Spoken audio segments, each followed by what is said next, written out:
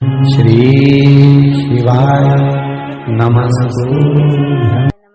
श्री शिवाय नमस्तुभ्यं। भगवान गणेश जी मैया को प्रसन्न करने के लिए अष्ट रूप में धारण करते हैं। 8 रूप भगवान गणेश जी ने धारण किए। एक मयूरेश्वर गणेश, दूसरा सिद्धि विनायक, तीसरा बल्लालेश्वर, फिर वरद विनायक, फिर चिंतामणि, फिर गिरजात्मज, फिर भगवान गणेश विघ्नेश्वर अष्ट विनायक, फिर महागणपति। ऐसे गणेश जी के अष्ट नाम हुए। उस समय तिजोरी के अंदर जो गणेश की प्रतिमा रखी जाती है, किस नाम से रखी जाती है? तो तिजोरी में हम जो गणेश की प्रतिमा रखते हैं वो वरद विनायक के नाम से रखते हैं। कौन सा गणेश? वरद। वरद विनायक के नाम से तिजोरी में गणेश रखते हैं। और वरद विनायक के नाम से गणेश जी तिजोरी में रखाते हैं।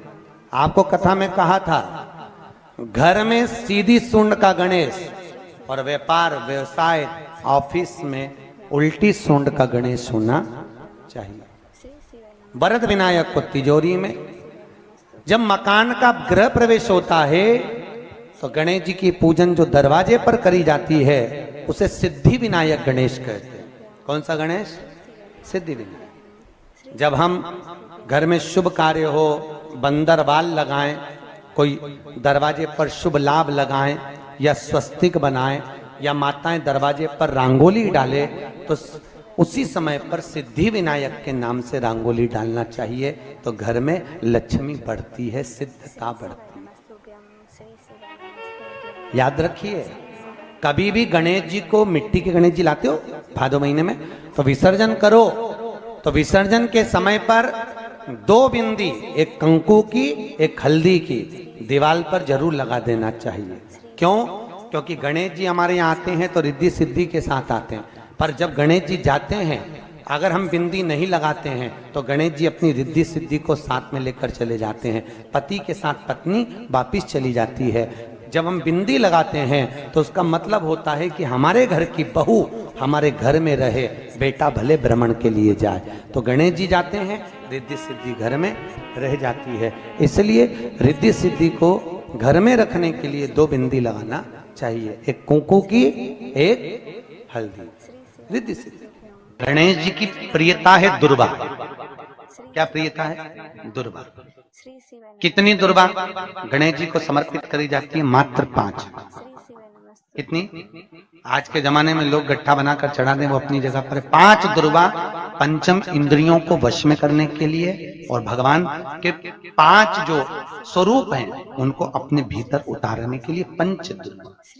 और दुर्वा में भी 3 गांठ। जब दुर्वा समर्पित करी जाती है तो उसमें नीचे दुर्वा की डंडी पर गांठ रहती है, 3 छोटी छोटी गांठें होना चाहिए। चतुर्थी का जो व्रत करने वाली होती हैं, जो चतुर्थी का पूजन करने वाली होती हैं, उनके भीतर का एक भाव होता है कि जैसे ही शाम का समय आए चंद्रदेव का पूजन करें। चंद्र जब प्रकट हो जाए, कलश भर लिया, उसके नीचे आखा दाना रख दिया, चावल गेहूं जो भी आप रखते हो पूजन के लिए, ऊपर पात्र आदि रख दिया, जलाशय, फिर अपन ने घी का दिया लगाकर पूजन भी कर ली। तो जो चतुर्थी का पूजन करने वाली होती है, जो चतुर्थी का नियम व्रत धारण करने वाली होती हैं, बड़ी बड़ी चतुर्थियां करती हैं या उसका नियम धारण करती हैं, तो चतुर्थी का जो पूजन करती है वो किस चीज के लिए होता है? केवल संतान, पुत्र, परिवार, हमारा कुटुंब, हम जिस कुल में है, हमारा कुल वैभव की ओर बढ़े, संपदा की ओर बढ़े और उसकी आयु बढ़े,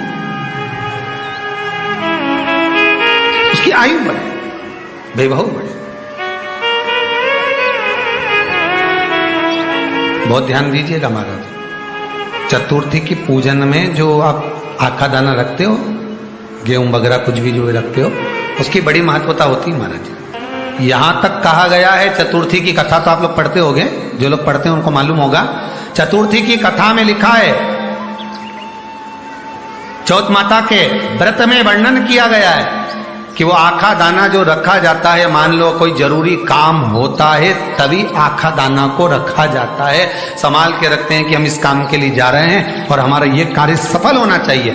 तो जिसने चतुर्थी का व्रत करा है, जिसने चंद्रदेव का पूजन करा, चतुर्थी का व्रत करा, वो गणेश जी से विनती करके वहां से 2-4 आखा दाना उठा ले, और जो व्यक्ति का काम अटक रहा है अपने ही घर का, पर दूसरे कुल को नहीं देना, अपने ही कुल के अंतर्गत जो काम अटक रहा है उसकी जेब में, उसके पन्नू में उस चीज को रख दिया जाए।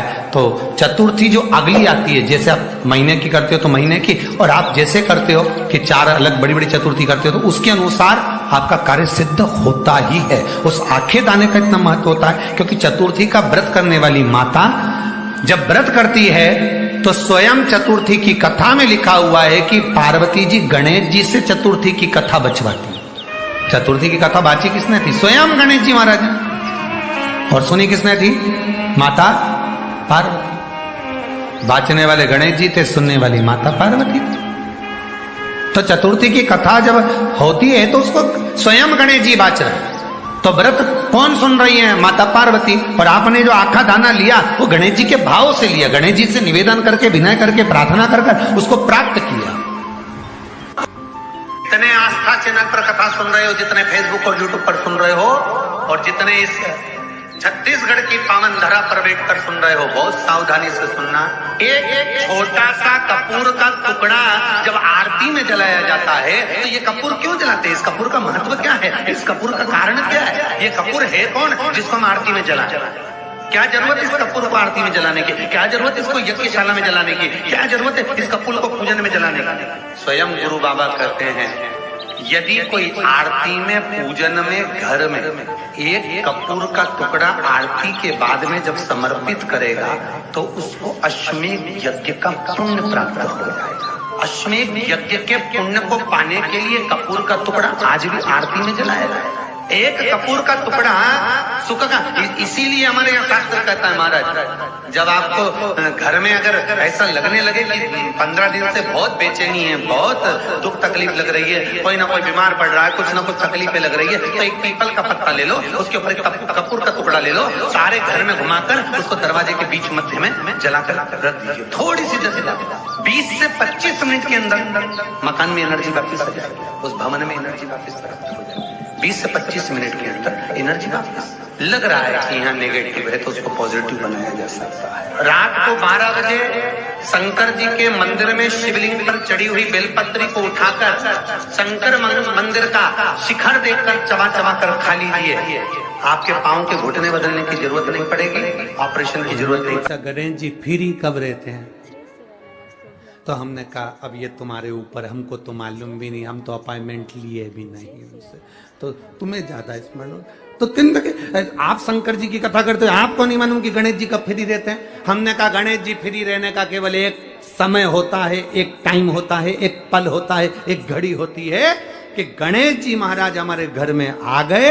गणेश जी की सबसे पहली जो आरती हो, उस आरती के समय पर अगर धूप बत्ती जलाई जाए या गोबरी को जलाकर उसमें गूगल छोड़ी जाए और गूगल छोड़ने के बाद गणेश जी का नाम ध्रुम वर्ण कह दिया जाए तो गणेश जी को तुम्हारे घर की पूजा स्वीकार करना पड़ती है। बस वो समय हम जानते, हम तो बस उतना जानते हैं कि शिव महापुराण में लिखा और मुद्गल पुराण में लिखा, गणेश पुराण में लिखा, गणेश जी का एक नाम होता है ध्रुम वर्ण। क्या नाम है? ध्रुम वर्ण गणेश जी का एक नाम होता है। जब हम धूप जलाकर और धूप लगाने के बाद में गणेश जी की सबसे पहली आरती करने के पहले अगर हम सबसे पहली आरती गणेश जी की कर रहे हो, अपने घर में स्थापना कर रहे हो, बिठा रहे हो, और तुम चाहते हो कि गणेश जी मेरे घर में आके मेरी पूजा को स्वीकार करें और जो मांगू मेरा गणेश मुझे दे 10 दिन के अंदर, तो पहला नाम लेकर पुकार लेना ध्रुम वर्ण विनायक, बैठो, बस काम हो गया। वो फ्री होकर आता, वो बैठता। बहुत ध्यान देना। कई लोग पूछते हैं महाराज जी क्या घर में शंकर जी का शिवलिंग रख सकते हैं? रख सकते हो, मना नहीं है। जिसके घर में शंकर का शिवलिंग रहता है उसके घर में कभी बड़ा रोग प्रवेश नहीं करता। शंकर का शिवलिंग हो, पर शिवलिंग का भी प्रमाण है साहब। घर में जो भी मूर्ति होती है, जमीन, ये जमीन है, इससे अंगूठे को उठाकर देख लो, हाथ को, बस इतनी बड़ी मूर्ति, प्रतिमा, स्वरूप घर के अंदर होना चाहिए, इससे बड़ी नहीं। क्योंकि बच्चा जितना छोटा होता है उसको उतनी व्यवस्था कम करना पड़ती है। बच्चा जब बड़ा हो जाता है व्यवस्थाएं बढ़ती चली जाती। और निवेदन है, आप अपने घर के कमरे में दूसरों को अलाउ नहीं करते। करते हो क्या? जेठानी का लड़का आया तुम्हारे कमरे में आकर बैठ गया, देवरानी का आया या ननंद के छोरा छोरी आए तुम्हारे कमरे में बैठ गया, तुम्हें अच्छा लगेगा? जल्दी कर बाहर निकल।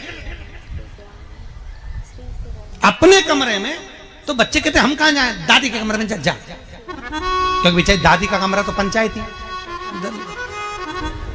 अपने कमरे में कोई नहीं होना। और ले देकर केवल एक भगवान का कमरा ही ऐसा होता है, भगवान का मंदिर एक ऐसा होता है जिसमें सब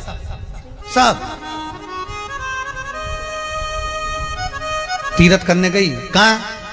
रामेश्वर। गणेश जी भगवान शंकर से बोले पिताजी फिर तीर्थ गई है।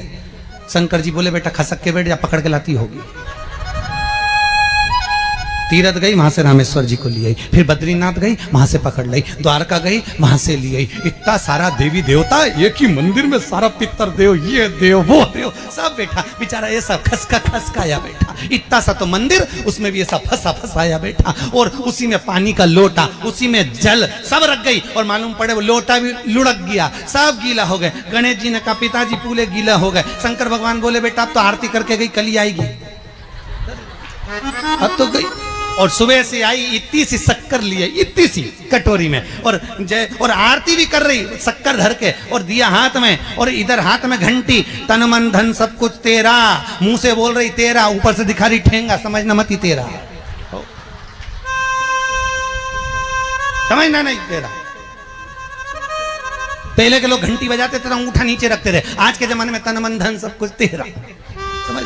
भगवान भी कहे का बस इतनी सी शक्कर, और सब भगवान के सामने एक इतनी सी शक्कर धर दी। गणेश जी के मैं खाऊं, राम जी के मैं खाऊं, हनुमान जी के मैं खाऊं, सब झगड़ रहा है। इतने में सब झगड़ रहे, तो इन्होंने विचार करा, इनने खाने के चक्कर में अपनी किचकिच कराई, अब की बार ये किचन में जाओ तो अपन भी किचकिच कराओ। अब सारे पंडितों से पूछती फिर रही, महाराज घर में शांति नहीं, घर में शांति नहीं। अब महाराज जी के कहीं मालूम कि क्यों शांति नहीं? जब देवताओं का किचकिच कराएगी तो तुझे कौन छोड़ेगा? जाकर किचकिच। भगवान और बचा कुचा था तो वो दिवाली दशहरा आया, जन्माष्टमी आई, इतना सारा भगवान के थाली में रख के अचार लेके रखंडे बैठ गई। आज तो जन्माष्टमी है, और बच्चा कुचा तो पाउडर लिया कौन सा पीताम्बरी, उससे झगड़, ऐसा रगड़ूंगी पूरा साफ हो जाएगा। और जन्माष्टमी के दिन ऐसा रगड़ा, भगवान कह रहे राधा आज मेरा जन्मदिन और ये मुझे घस रही। भगवान बोले अब घस लेने दे। राधा जी बोली कोई बात नहीं, बाद में मैं उपटन लगा दूंगी प्रभु, अब इसका जन्मदिन आने दे, जैसी करनी वैसी भरनी। अब खुद का जन्मदिन आया, शादी की सालगिरह आई, पति के साथ जा रही थी मंदिर में दर्शन करने, स्पीड ब्रेकर पे से एसी फिकाई, सब दूर से घस आई। 4 दिन तक हॉस्पिटल में पड़ी रही। सब मिलने आए, जी कैसे हो गया? मेरा तो बताओ मंदिर जा रही थी और घिसा गई। भगवान बोले तूने मेरे जन्मदिन पे घसा, तेरे जन्मदिन में मैंने घसा, हिसाब बना और घस ले, घस ले। क्यों? भगवत भजन चित्त वृत्ति में, परमात्मा में भाव होना चाहिए। निर्मल मन सो मोहि पावा, मोहि छल छिद्र कपट ना। भगवान कहां कहते मुझे कुछ चाहिए?